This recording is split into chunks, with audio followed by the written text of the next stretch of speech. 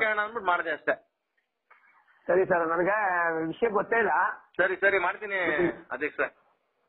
ಆಯ್ತು sir. Okay okay. ಆಮೇಲೆ ನಿಮ್ ಎಡಳಿದು ಕೆರೆ ಇದೆಯಲ್ಲ, ಹನುಮಾಳು ಮತ್ತೆ ಎಡಳಿ ಕೆರೆ, ಅಲ್ಲಿ ಏನು ಅಷ್ಟೆಲ್ಲ ನೆನ್ನೆಲ್ಲ ಕೆರೆ ಎಲ್ಲ ನೋಡಿದ್ರೆ ಯಾರೋ ಹೇಳುದು ನಿಮ್ ತರನೇ ಎಲ್ಲ ಮಣ್ಣೆಲ್ಲ ಎತ್ತಿ 10 ಅಡಿ ಆಳ ಮಾಡ್ಬಿಟ್ಟಾರಲ್ಲ ಬಾವಿ ತರ ತೋಡಿ.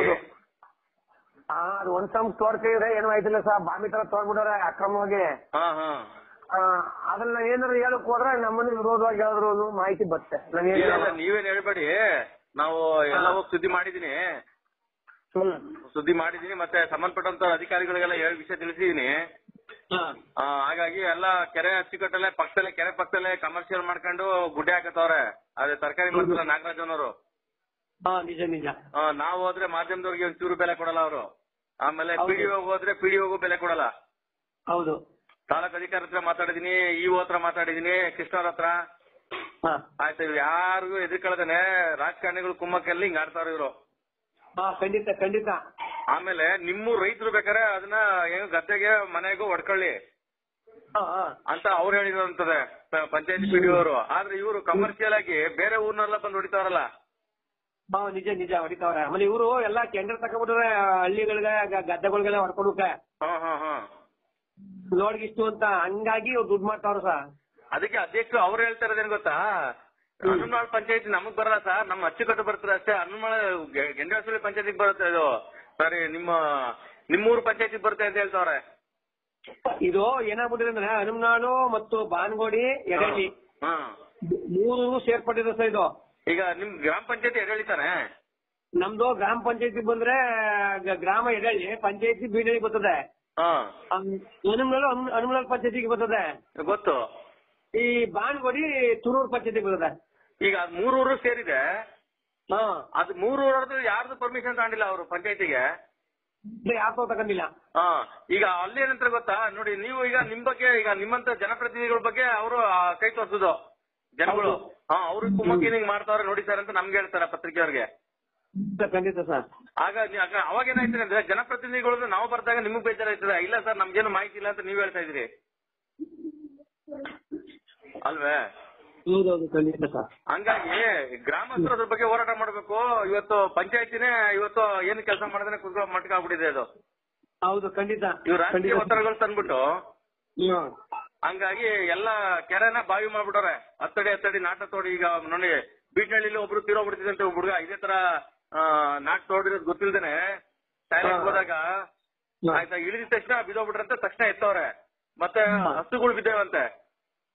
ಹಿಂಗಾಗ್ಬಿಟ್ರೆ ಏನ್ ಮಾಡ್ತೀರಾ? ಕೆರೆ ಮೊಗ್ಲಲ್ಲೇ ಹಿಂಗ್ ಮಾಡ್ಬಿಟ್ರಿ ಇವರು.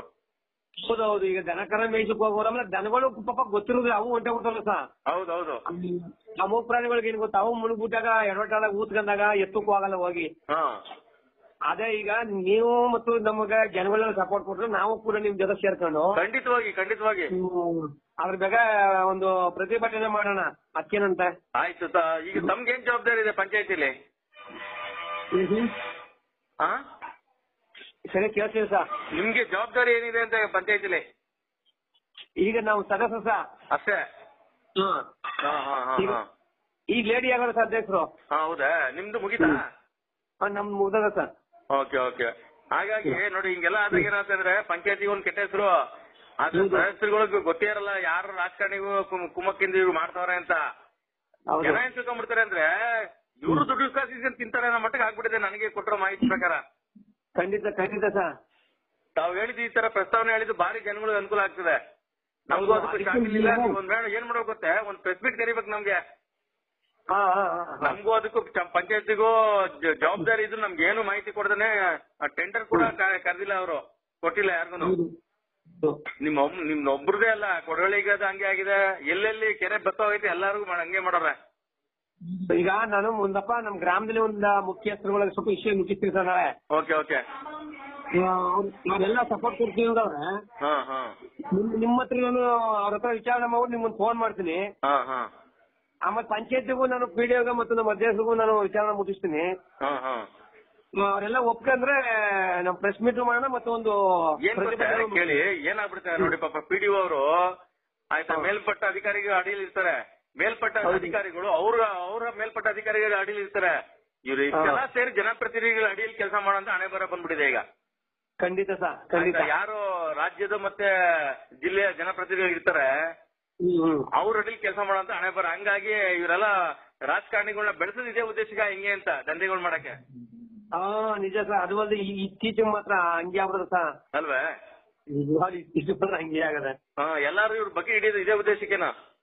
ಹೌದು ಅಲ್ವೇ? ಹಾಗಾಗಿ ಈಗ ಜನಸಾಮಾನ್ಯರು ಬೈಯೋದ್ಯಾರೋಗೆ ಒಂದಲ್ಲೂ ಊರ್ಲಿರ್ತಾರಲ್ಲ ಇವರೆಲ್ಲ ಕುಮ್ಮಕ್ಕಿದೆ ಇಲ್ಲ ಬೇರೆ ಬೇರೆದೆಲ್ಲ ಬೈತಾರೆ ಜನ. ಅದು ನಾವು ಬೈಸ್ಕೊಬೇಕು ಗೆದ್ದಿ. ಆಮೇಲೆ ಹೋದ್ಸತಿ ನೀರ್ ಇಲ್ದವ್ರು ಯಾರು ಬಂದು ಮುಟ್ಟಿರ್ಲಿಲ್ಲ ಸರ್. ಇಪ್ಪತ್ತೆಲ್ಲ ಸ್ವಲ್ಪ ಎಲ್ಲ ಲೀಡರ್ಗಳು ಎಲ್ಲ ಎಚ್ಚೆತ್ಕ ಕೇಳಿ ಸರ್, ಯಾವನೋ ಟೆಂಡರ್ ಮಾಡ್ಕೊತಾನೆ ಆಯ್ತಾ, ಯಾವನೋ ಹಣ ಮಾಡ್ಕೊಳಕ್ಕೆ ನಿಮ್ಮೂರ್ ಮಣ್ಣು ಬೇಕು ಆಯ್ತಾ, ಅಟ್ಲೀಸ್ಟ್ ಇವ್ರು ಮಣ್ಣು ಹೊಡೆಯೋರು ಅಲ್ಲಿ ಜಂಗಲ್ ಇರ್ತದೆ ಜಂಗಲ್ ಕಟ್ ಮಾಡ್ಕೊಡುವ ಅನ್ನೋದೊಂದು ಪರಿಗಣನೆ ಇರಲ್ಲ.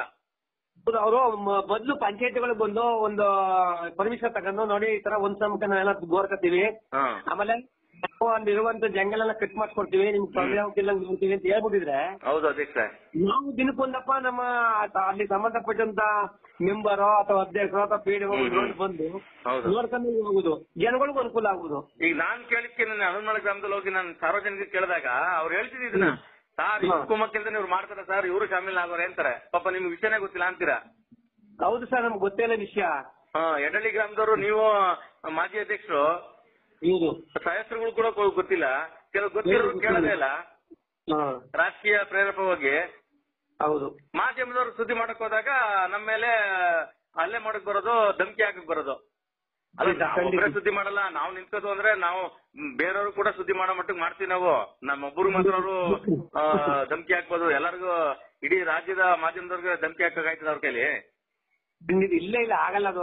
ಈಗ ಮಾಧ್ಯಮದವ್ರಿಲ್ಲ ಏನು ನಡೀದೇವಲ್ಲ ಸಾ, ಈ ಮಾಧ್ಯಮದವ್ರು ಇಲ್ಲ ಅಂದ್ರೆ ಮತ್ತು ಈ ಆಡಳಿತ ಪಕ್ಷನು ಕಣ್ಮುಚ್ಕೊಂಡು ಏನೇನೋ ಮಾಡ್ತಾ ಇರುತ್ತೆ. ನೀವೆಲ್ಲ ಬಂದ ತೋರ್ಸುತ್ತಾನೆ ಅವ್ರು ಎಚ್ಚರಿಕೆ ತಗೊಂಡು ಬಾವಿ ಮಾಡ್ದಾಗ ನೋಡ್ರಿ ಸರ್, ನಿಮ್ದು ನಿಮ್ ಕೆರೆ ನಿಮ್ಗೂ ಬರುವಂತ ಕೆರೆ ಅದು.